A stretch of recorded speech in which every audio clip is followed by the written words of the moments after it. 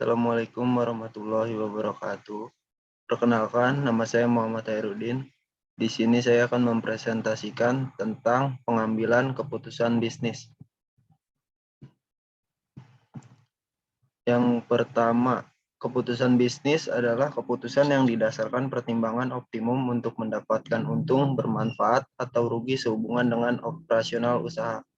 Keputusan bisnis tidak harus selalu mengambil hasil yang paling maksimum, akan tetapi hasil yang paling mungkin dan rasional dalam tanda kurung optimum dalam kondisi perusahaan saat itu, internal dan eksternal. Pengambilan keputusan merupakan proses pemilihan suatu alternatif untuk memastikan keberlangsungan perusahaan. Dalam proses tersebut, perusahaan harus mempertimbangkan faktor internal dan eksternal yang mempengaruhi pengambilan keputusan.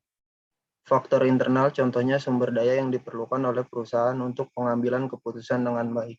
Sementara faktor eksternal meliputi situasi dan kondisi lingkungan di luar perusahaan yang akan berdampak pada pengambilan keputusan.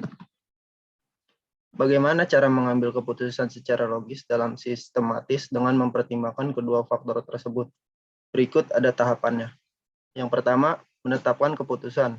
Sebelum memulai, Anda harus memastikan bahwa keputusan yang diambil realistis, dapat diukur, dan dilaksanakan sesuai dengan yang ditetapkan. Yang kedua, mengumpulkan informasi. Anda harus memulai mengumpulkan informasi dengan melakukan penelitian primer dan sekunder. Contohnya, Anda bisa menyebar kuesioner, melakukan wawancara, atau mengumpulkan data-data eksternal yang berhubungan dengan industri Anda untuk mendukung pengambilan keputusan. 3. Menimbang semua faktor. Luangkan waktu untuk menimbang semua faktor internal dan eksternal yang mempengaruhi pengambilan keputusan berdasarkan informasi yang dikumpulkan di tahap sebelumnya. Untuk membantu Anda menjabarkan informasi terkait pengambilan keputusan, Anda harus menerapkan alat-alat khusus dalam situasi tertentu. Yang keempat, melaksanakan pengambilan keputusan. Anda harus memilih keputusan yang terbaik setelah menimbang faktor internal dan eksternal. Keputusan yang diambil harus sesuai dengan tujuan perusahaan dan membantu menyelesaikan beberapa tantangan yang dihadapi perusahaan. Selanjutnya, ambil tindakan atas keputusan tersebut dan pastikan Anda juga mempersiapkan backup plan jika suatu masalah terjadi.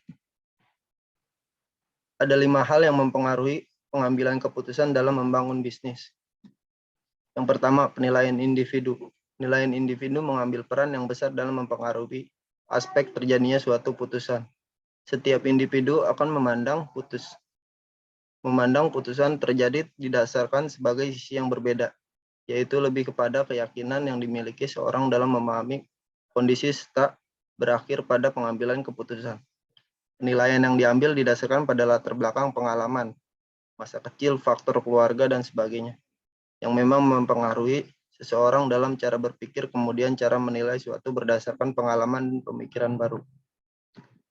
Yang kedua, pribadi seseorang. Pengambilan sesuatu keputusan dipengaruhi juga bagaimana cara pribadi seseorang yang terlibat dalam sebuah keputusan yang akan dibuat. Kepribadian ini berhubungan erat dengan ideologi yang dimiliki seseorang. Lebih personal dalam memikirkan bagaimana keputusan segera diambil. Selain itu, ideologi seseorang juga dipengaruhi oleh tingkah laku dan tindakan yang dominan dalam pengambilan sebuah keputusan. Cara berpikir dalam suatu waktu yang sama antara satu orang dan lainnya tertentu akan berbeda. Hal ini yang pada akhirnya sebuah keputusan diambil dari berbagai pemikiran, penilaian, serta tindakan yang tepat dan respon yang cepat. Pemikiran ini juga dilakukan dengan menanggung beberapa resiko yang akan muncul setelah diputuskan sebuah keputusan. Yang ketiga, ada posisi kedudukan seseorang. Pengambilan keputusan juga sangat dipengaruhi oleh posisi kedudukan seseorang dalam suatu perusahaan atau lembaga.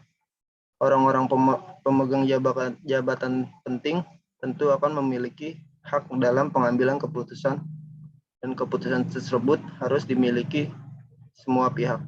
Semakin tinggi kedudukan, maka pengaruhnya semakin besar dalam pengambilan suatu keputusan yang terjadi. Ada beberapa struktur yang berpengaruh dalam pengambilan keputusan, yaitu apakah seseorang tersebut bisa pembuat keputusan, disebut decision maker, penentuan keputusan yang disebut decision taker, dan jika dia seorang staf yang disebut staffer. Inilah Tiga hal yang biasanya ada perusahaan atau lembaga dalam pengaruh untuk mengambil sebuah keputusan. Yang keempat, masalah yang muncul, hambatan yang terjadi dan berpengaruh pada hal-hal yang penting sehingga tujuan jadi tertunda.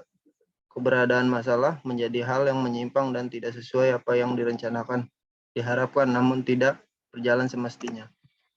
Hal yang berpengaruh pada suatu keputusan yang sebelumnya harus menganalisa masalah terlebih dahulu. Masalah biasanya terdeteksi segera namun bisa diatasi dengan melakukan analisa. Bahkan sebelum terjadinya masalah, bisa melakukan riset terkait hal-hal yang penting juga diprediksi timbul masalah. Maka dari itu, sebuah keputusan yang diambil tentu berdasarkan analisa dari masalah yang ada sehingga final keputusan itu akan digunakan. Yang kelima, ada situasi dan kondisi pengambilan keputusan yang dipengaruhi karena adanya situasi tertentu yang terjadi sekitar. Hal ini lebih dominan terlihat seperti apa suasana kantor pada saat itu, bagaimana kondisi perusahaan dan faktor lainnya. Situasi perusahaan yang sedang menurun, kualitasnya tertentu, dan berpengaruh besar dalam pengambilan keputusan.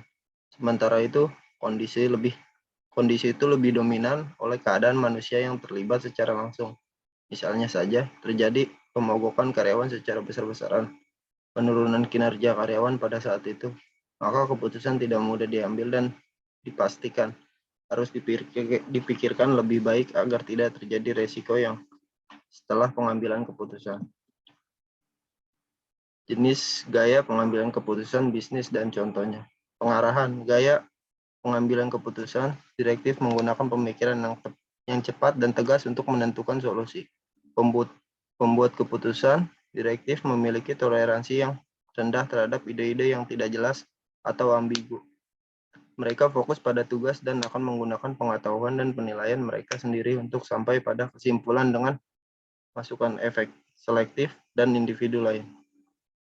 Pengambilan keputusan direktif unggul dalam komunikasi verbal. Mereka rasional dan logis dalam pengambilan keputusan.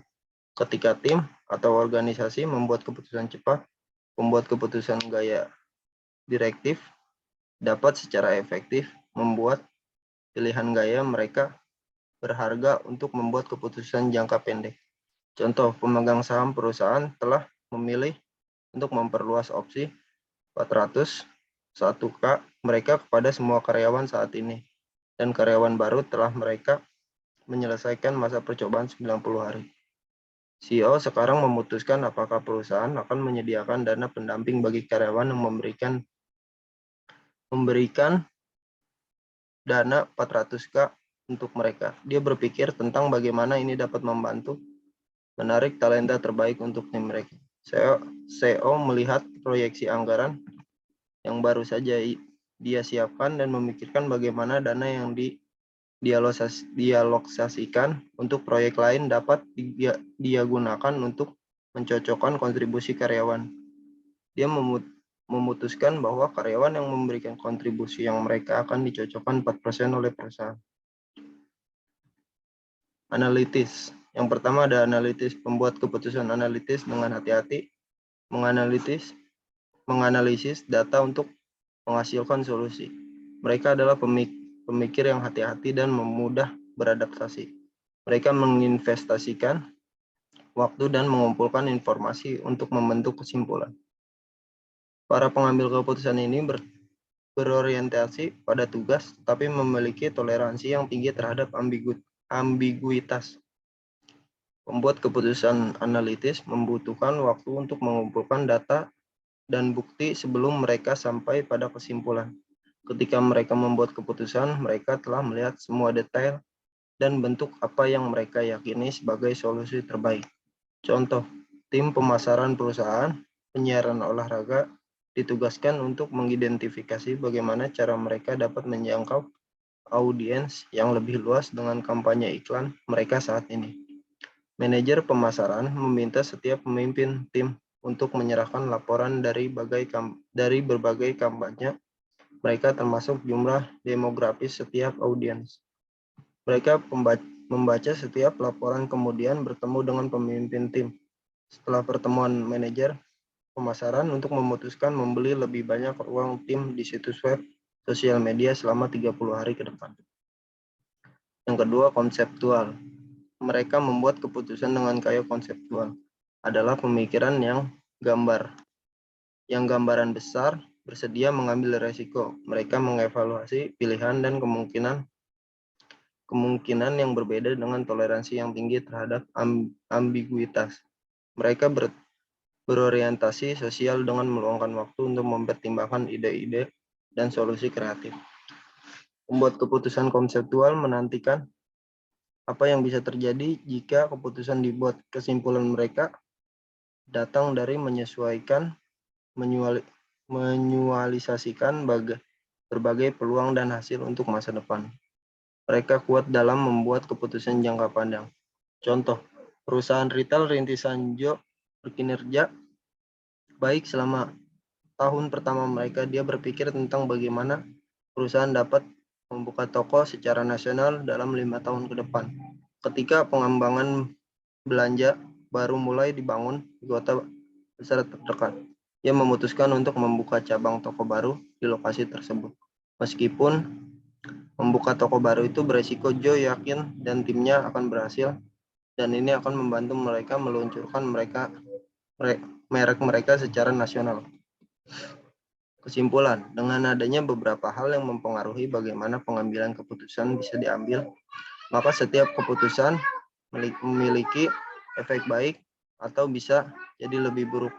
Namun setiap keputusan yang diambil tentunya diharapkan membawa kebaikan dan meminimalisir terjadinya resiko yang muncul. Perusahaan atau lembaga yang mengeluarkan keputusan tertentu sudah melewati berbagai pertimbangan yang sesuai dan keputusan tersebut diambil demi kepentingan bersama. Untuk melakukan pengambilan keputusan bisnis, ada baiknya Anda menggunakan data keuangan dan perencanaan yang lebih matang dan sesuai dengan kesehatan bisnis. Terima kasih.